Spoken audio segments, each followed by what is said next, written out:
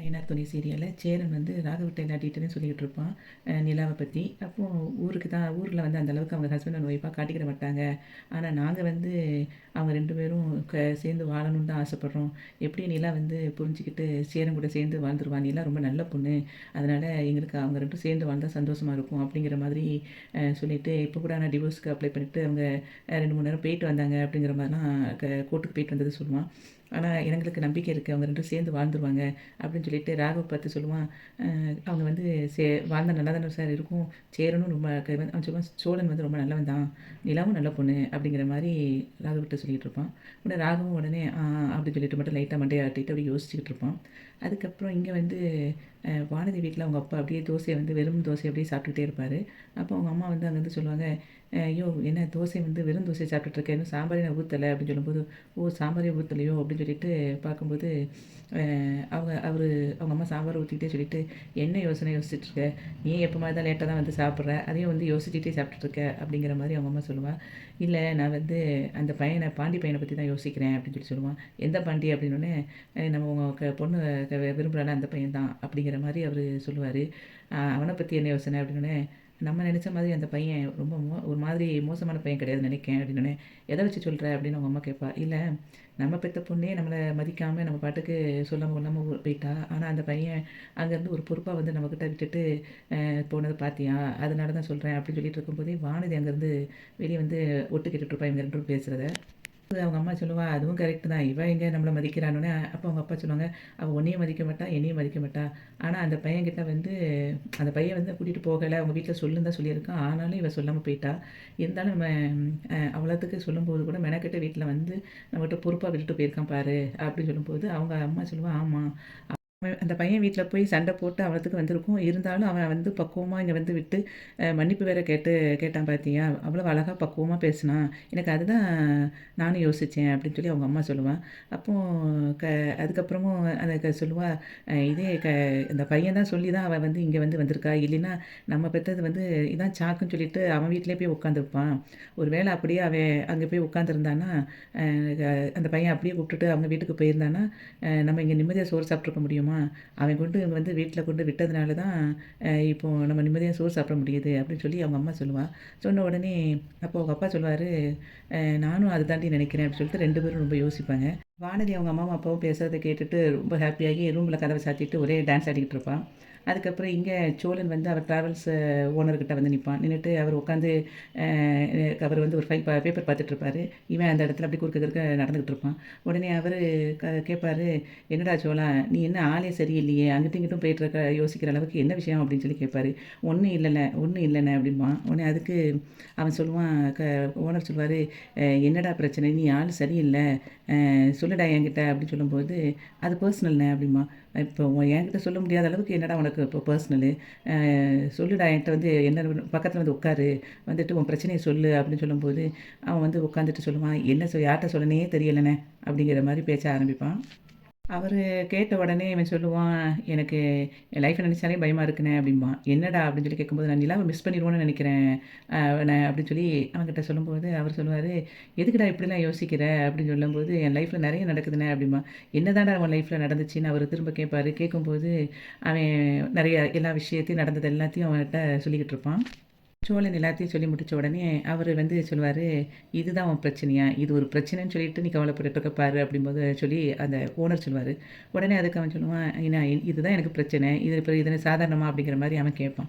அப்போ அந்த டைமில் அவர் சொல்லுவார், உன் லைஃப்பில் உன் பிரச்சனையில் வந்து இன்னொருத்தன் வந்துடுவான் தேவையில்லாமன்னு சொல்லிட்டு நீ கவலைப்படுறதே தப்பு தானடா, இதில் என்ன இருக்குது அப்படின்னு சொல்லும்போது சொல்லிவிட்டு அதுக்கப்புறம் சொல்லுவார், நீ வந்து நிலாக்கிட்ட எல்லாத்தையும் எடுத்து சொல்ல வேண்டியதானே உன்னோட இதை அப்படின்னு சொல்லி, நீ லவ் பண்ணுறதை நல்லா சொல்ல வேண்டியதானே எடுத்து அப்படின்னு சொல்லுவான். அதுக்கு அவன் சொல்லுவான், சோழன், நான் வந்து எல்லாத்தையும் சொல்லாததா, சின்ன பிள்ளைக்கு எடுத்து சொல்கிற மாதிரி எல்லாம் சொல்லிட்டேன், அவள் ஒரே வார்த்தையில் உன்னையெல்லாம் மனுஷன் லவ் பண்ணுவானான்ட்டு போயிட்டா அப்படின்னு சொல்லி சொல்லுவான். அதுக்கு அவர் ஓனர் சொல்லுவார், இதெல்லாம் எப்போமோ நடந்ததுடா, திரும்ப போய் இதை சொல்லிக்கிட்டு இருக்க, உங்கள் லைஃப்பில் இன்னொருத்தன் கிராஸ் பண்ணுவான்னு நீ நினைக்கவே நினைக்காத, நீ அவகிட்ட தெளிவா எல்லாத்தையும் எடுத்து சொல்லி பேசு அப்படின்னு சொல்லிட்டு அவர் சொல்லிட்டு இருப்பாரு. சோழன் சொல்லுவான், எல்லாத்தையும் சொல்லியாச்சு. இனிமே நெஞ்ச பிளந்து தான் காட்டணும். அப்படி காட்டினா கூட அவ பாட்டுக்கு போடா போ அப்படின்னு சொல்லிட்டு அசால்ட்டா போயிட்டே இருப்பா. அப்படின்னு சொல்லிட்டு, இங்க இப்ப சொல்லப்போனா என்கிட்ட இப்ப எதுவுமே கிடையாது. என்ட்ட படிப்பு இருக்கா? அதுக்கப்புறம் வேலை இருக்கா? நானும் ஒரு ஒரு மொக்க கம்பெனியில வந்து ஒரு டிரைவரா இருக்கேன். அப்படி சொன்னோனே அவரு இரும்பி காட்டுவாரு. சரி, சரி, ஓகே. ஏதோ ஒரு நல்ல கம்பெனியில டிரைவரா இருக்கேன். அதே மாதிரி ஒரு அட்லீஸ்ட் ஒரு வீடாவது இருக்கா? அப்படின்னு பார்த்தா வீடும் கிடையாது. இன்னொன்னு ஒரு பேசிக்கா வந்து குடுக்கக்கூடிய எந்த ஒரு இதுவுமே இல்ல. அப்புறம் அவ எப்படி என்கூட வாழ்வா?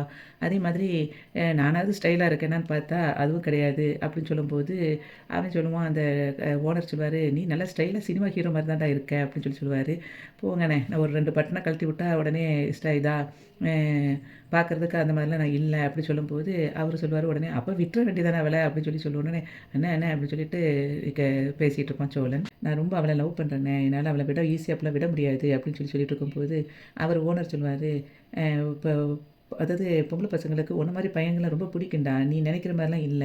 நீ கொஞ்சம் வெயிட் பண்ணு. அவ பாரு கொஞ்சம் கூடிய சீக்கிரத்தில உன்னைய பார்த்துட்டு அவளே வந்து சொல்லுவா, அவ உன்ன விரும்புறேன்னு சொல்லிட்டு. அப்படி விரும்பாம ஏன் உங்க வீட்ல வந்து தங்கிக்கிட்டு இருக்கா அவ அப்படின்னு சொல்லும்போது, போங்கண்ணே அப்படின்னு சொல்லிட்டு அசால்ட்டா அவன் பாட்டுக்கு கிளம்பி போயிருவான். ஆஃபீஸ்ல வந்து நிலாவும் திவ்யா எல்லாரும் சேர்ந்து ஒர்க் பண்ணிட்டு இருப்பாங்க. அப்ப ராகவ் அங்கேருந்து வந்து சொல்லுவான், நீங்க 2 பேரும் மட்டும் வெயிட் பண்ணுங்க. மத்தவங்க எல்லாம் போகட்டும். உங்ககிட்ட கொஞ்சம் பேச வேண்டியிருக்குன்னோனே, என்ன ஒர்க்கு அப்படின்னோனே, ஒர்க்க பத்தி தான் பேச வேண்டியிருக்கு. கொஞ்சம் வெயிட் பண்ணுங்கன்னு சொல்லிட்டு ராகவ் போயிருவான். அதுக்கப்புறம் நிலாவும் இவள திவ்யாவும் பேசுவாங்க. என்னதான் இருக்கும் அப்படின்னு சொல்லி பேசும்போது, நம்ம 2 பேத்துக்கும் என்ன புதுசா ப்ராஜெக்ட் குடுக்க போறாங்களோ அப்படின்னு திவ்யா கேட்பா. அப்போ தெரியலையே அப்படின்னு சொல்லிட்டு வெயிட் பண்ணிட்டு இருப்பாங்க. அதுக்கப்புறம் பார்த்தா எல்லாரும் போயிருவாங்க ஆஃபீஸ விட்டு. அதுக்கப்புறம் திரும்பி டைம் ஆயிட்டே இருக்கும். அப்ப திவ்யா வந்து இவட்ட நிலாட்ட சொல்லுவா, எனக்கு லேட் ஆகுது. லேட் ஆனா அங்க ஹாஸ்டல்ல ஃபுட் கூட இருக்காது. என்ன பண்ண தெரியலன்னோனே, அப்போ நிலா சொல்லுவா, "இரு வெயிட் பண்ணு. நான் போய் கேட்டுட்டு வரேன்னு" சொல்லிட்டு அங்க போவா. ராகவ் கிட்ட. ராகவ் வந்துட்ட போயிட்டு சொல்லுவா, ராகவ் கொஞ்சம் லேட் ஆகுது 2 பேருக்கும். ஆனா நிலாவுக்கு அங்க ஹாஸ்டல்ல கொஞ்சம் பிரச்சனை ஆயிருமா லேட்டா போனா அப்படின்னு சொல்லுவா. உடனே ராகவ் சொல்லுவான், "நீங்க வேணா அவங்கள சொல்லிருங்க. நீங்க வெயிட் பண்ணுங்க." அப்படின்னு சொல்லிருவாரு. இவளும் சரின்ட்டு ஓகேன்ட்டு போயிருவா. சொன்ன உடனே அந்த பொண்ணு திவ்யா வந்து சரி ஓகேன்ட்டு அவ கிளம்பிருவா. இவ வெயிட் பண்ணிட்டு இருப்பா. திரும்பியும் லேட் ஆயிட்டே இருக்கும் ரொம்ப. உடனே அப்படியே உட்காந்துட்டு இருக்கும்போது ராகவ் அந்த இடத்த கிராஸ் பண்ணி போவான். அப்ப இவ கூட வேகமா போய், "ராகவ் ரொம்ப லேட் ஆகுது இன்னும் கிளம்பணும்." அப்படின்னு சொல்லும்போது, "வெயிட் பண்ணுங்க.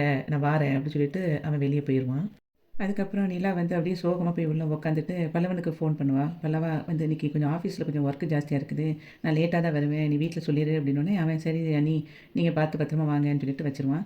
அதுக்கப்புறம் இங்க வந்து மெக்கானிக் ஷாப்ல பாண்டியும் கண்ணனும் பேசிட்டு இருப்பாங்க.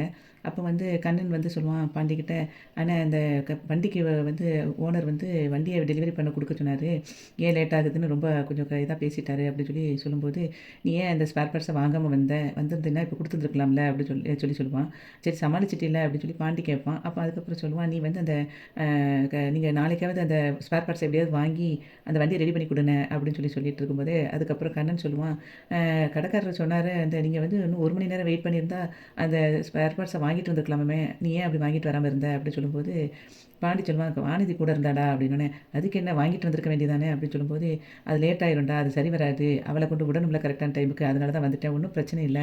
பெங்களூர்ல நாளையில நாளைக்கு என் ஃப்ரெண்ட் ஒருத்தன் வரான். அவன்கிட்ட அந்த ஸ்பேர் பார்ட்ஸ வாங்கிட்டு வர சொல்லியிருக்கேன். நம்ம முடிச்சு குடுத்துரலாம் வண்டிய." அப்படின்னு சொல்லிட்டு இருக்கும்போதே, வானதி அங்கேருந்து வருவா. "என்ன கண்ணன் ப்ரோ" அப்படின்னு கேட்கும்போது, அவன் பார்ப்பான். "என்ன முறைச்சு பார்க்குறீங்க?" அப்படி கேட்கும்போது, "அப்படிலாம் முறைச்சுலாம் பார்க்கலங்க. சும்மா தான் பார்க்குறேன்." அப்படின்னு சொல்லிட்டு அவன் பேசிட்டு இருப்பான். அதுக்கு அந்த கண்ணன் வந்து சொல்லுவான், நீ மட்டும் அண்ணன் கூட போகாம இருந்தா இன்னைக்கு வண்டிய வந்து அந்த ஸ்பேர் பார்ட்ஸ் வாங்கி ரெடி பண்ணி குடுத்துருப்பாங்க.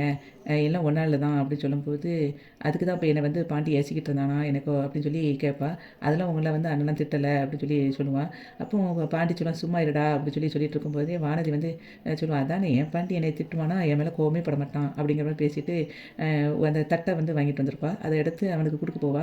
அப்ப கை வந்து அழுக்கா இருக்கும். "எப்ப பார்த்தாலும் உன் கை அழுக்கா தான் இருக்கு. நீ இதோடயா சாப்பிடுவ? இரு நானே உனக்கு தாரேன்ட்டு" அத உடைச்சு வாயில ஊட்டி விடுவா. அப்போ அங்க ஊட்டி விட்டுட்டு சொல்லுவா, "நல்லா இருக்கா?" அப்படின்னு கேட்பா.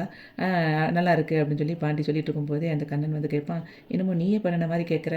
இத வந்து கடையில வாங்குனது தானே?" அப்படிங்கும்போது, "கடையிலே வாங்குனாலும் நான் தானே வாங்கிட்டு வந்தேன்." அப்படின்னு வானதி சொல்லிட்டு இருப்பா. அப்புறம் வானதி வந்து கண்ணனுக்கு வந்து தட்டைய குடுப்பா. அப்போ கண்ணன் வந்துட்டு, "என் கையும் தான் அழுக்கா இருக்கு. ஆமா, உங்களுக்கெல்லாம் கையிலலாம் தர முடியாது, வாயில தர முடியாது" அப்படின்னு சொல்லிட்டு கலாய்ச்சிக்கிட்டு இருப்பா. அதுக்கப்புறம் வந்து பாண்டி வந்து சொல்லும்போது, பாண்டி வந்து கண்ணன்ட்ட சொல்லுவான், "சரி, சரி நீ போய் வண்டிய போய் அந்த தொட, நாளைக்கு டெலிவரி குடுக்க வேண்டியிருக்கு" அப்படின்னு சொல்லும்போது, கண்ணன் சொல்லுவான், டைம் பார்த்து என்ன கழட்டி விடுற" அப்படின்னு சொல்லிட்டு கீழ அடிச்சுட்டு அவன் போயிருவான். அதுக்கப்புறம் இவன் பாண்டி வந்து வானதிட்ட கேட்பான், சரி என்ன வீட்ல என்ன சொன்னாங்க?" அப்படிங்கிற மாரி கேட்கும்போது வானதி சொல்லுவா, நானே உன்கிட்ட சொல்ல மறந்துட்டேன் பாரு. இன்னைக்கு வீட்ல என்ன நடந்துச்சு தெரியுமா? எங்க அம்மா உன்ன பெருமையா பேசுறாங்க" அப்படின்னு. "என்னது?" அப்படின்னா, "ஆமா. நீ வந்து கரெக்ட்டா கொண்டு எங்க வீட்ல கொண்டு என்னைய கொண்டு சேர்த்துட்டியா? நானே சொன்ன பேச்ச கேட்க மாட்டேன். ஆனா க அந்த பையன் இவ்வளோ அழகா பொறுப்பா கொண்டு விட்டுட்டான்னு சொல்லி பேசிட்டு இருந்தாங்க" அப்படின்னு சொன்னோனே, "அப்படியா?" அப்படின்னு சொல்லி ஆச்சரியப்பட்டு கேட்பான் பாண்டி. இப்போ வந்து நீ வந்து ஸ்மார்ட்டா ஆனா வேலைய பண்ணிட்ட. தெரிஞ்சு பண்ணியா, தெரியாம பண்ணியான்னு தெரியல. ஆனா இப்போ எங்க அம்மா வாயால எனக்கு அத கேட்கும்போது ரொம்ப சந்தோஷமா இருந்தது. இப்ப எங்க அம்மா க எங்க வீட்ல நீ வந்து இப்போ ஹீரோ ஆயிட்ட தெரியுமா? அப்படின்னு சொன்னோனே பாண்டி சிரிப்பான். பாண்டி சொல்லுவான், "நான் வந்து ஹீரோவா இருக்கணும் அப்படிங்கிறதுக்காகலாம் செய்யல. ஒரு பொண்ண வந்து ராத்திரி நேரத்தில அப்படி தனியா விட்டா, எந்த வீட்லலாம் கவலைப்பட மாட்டாங்க. அதுக்காக தான் உன்ன கொண்டு பத்திரமா கொண்டு சேர்த்தேன்" அப்படின்னு சொல்லும்போது, அதுக்கப்புறம் அவ வானதி சொல்லுவா, "எங்க வீட்ல இப்படி பேசி நான் பார்த்ததே இல்ல எங்க அம்மா. இப்போ வந்து உன்ன ரொம்ப நல்ல விதமா பேசிட்டு இருக்காங்க எங்க அம்மா. இப்படி போற போக்க பார்த்தா எங்க அம்மா உனக்கே என்னைய கல்யாணம் கட்டி குடுத்தா குடுத்துருவாங்க போல" அப்படின்னு சொன்னோனே, "அப்படியா சொல்ற?" நானு, "ஆமா. சீக்கிரமா வந்து ஒரு தேதி குறிச்சு நாள் குறிச்சிருவாங்கன்னு நெனைக்கிறேன்" அப்படிங்கிற மாரி சொல்லும்போது, அதுக்கு பாண்டி சொல்லுவான், "ஆமாமா. அவங்க உன்னைய கல்யாணம் கட்டி குடுத்துட்டா, அவங்களுக்கு ஒரு தொல்ல வந்து விட்டுரும். நான் வந்து மாட்டிக்கலாம்ல" அப்படிங்கிற மாரி பேசும்போது, அவ அப்டி கோவமா பார்க்குற மாரி பார்ப்பா. அதுக்கு வானதி சொல்லுவா, "நான் எவ்வளோ சந்தோஷமான ஒரு விஷயத்த சொல்ல வந்தேன். நீ என்னன்னா, நான் வந்து எங்க அம்மாவுக்கு தொல்ல முடிஞ்சது. நான் உனக்கு தொல்ல அப்படிங்கிற மாரி நீ பேசுற. அப்ப நான் வந்தா உனக்கு தொல்லையா தான் நீ ஃபீல் பண்ணுவியா பாட்டி?" அப்படின்னு சொல்லிட்டு சொல்லுவா. அதுக்கு அவன் இல்ல அப்படின்னு சொல்லிட்டு, "நான் அப்படி சொல்லல. தப்பா நினைக்கல." அப்படின்னு சொல்லி பேசிட்டே இருக்கும்போது 2 பேரும் மாறி மாறி திரும்ப ஆர்கியூ பண்ணிக்கிட்டே இருப்பாங்க. அவ கோவத்தில பேசிக்கிட்டே இருப்பா. அ அதுக்கப்புறம் என்னன்னா, நாளைன்னு சொல்லி போட்டு பாண்டிய இது அதில ஐயனார் துணையில என்ன வந்துச்சுன்னா, நிலா வந்து வந்து இவன் ப்ரப்போஸ் பண்ற மாரி நம்ம ராகவ் அவன் வந்து "உன்னைய பிடிக்கும் நிலா" அப்படின்னு சொல்லி சொல்லுவான். அதுக்கு இப்படிலாம் நீங்க சொல்லக்கூடாது. எனக்கு கல்யாணம் ஆனவா அப்படின்னு சொல்லி சொல்லுவா அவ. எனக்கு எல்லாம் சேரன்னு சொல்லிட்டாரு அப்படின்னு அவன் சொல்ற மாதிரியும், அதுக்கப்புறம் அவன் போய் நேரா இவன் சேரன்ட்ட போய் உங்களுக்கு கொஞ்சமாவது அறிவு இருக்கான்னு கேட்குற மாதிரியும், இன்னைக்கு ஐயனார் துணை சீரியல் வந்து முடிஞ்சது. வீடியோவுக்கு ஒரு லைக் குடுத்து சேனல சப்ஸ்கிரைப் பண்ணுங்க. நன்றி.